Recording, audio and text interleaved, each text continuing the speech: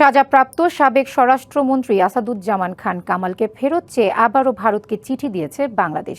পররাষ্ট্র প্রতিমন্ত্রী আশা এতে ইতিবাচক সাড়া দেবে দিল্লি। ঢাকায় এক সেমিনার শেষে সাংবাদিকদের এসব কথা বলেন তিনি।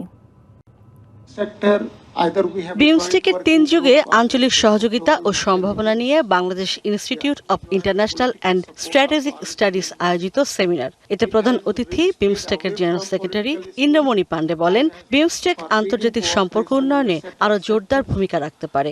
Why we have decided to do so, because then every member state gets equal opportunity to contribute to the regional cooperation based on its own capacity to do so and its own choice of what kind of sectors it would like to lead. পররাষ্ট্র প্রতিমন্ত্রীও বলেন, বিমস্টেক এবং SAARC হতে পারে পরস্পরের পরিপূরক। This geography gives us opportunity, but it also places upon us a shared responsibility. এদিকে পররাষ্ট্র মন্ত্রণালয়ের মাধ্যমে ভারত সরকারের কাছে সাবেক স্বরাষ্ট্রমন্ত্রী আসাদুজ্জামান খান কামালকে ফেরত চেয়ে চিঠি পাঠানো হয়েছে। একই সাথে তার বিরুদ্ধে আন্তর্জাতিক অপরাধ ট্রাইব্যুনালের মৃত্যুদণ্ডের রায়ের কপিও ভারত সরকারের কাছে পাঠানো হয়েছে। এ বিষয়ে প্রশ্নেরও জবাব দেন পররাষ্ট্র প্রতিমন্ত্রী।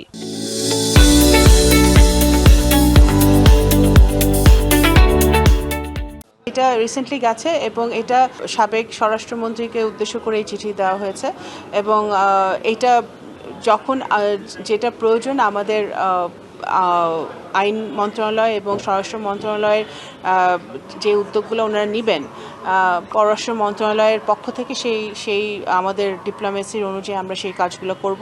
দ্বিপক্ষীয় সম্পর্ক উন্নয়নের স্বার্থে ভারত এতে ইতিবাচক সাড়া দেবে বলেও আশা তার।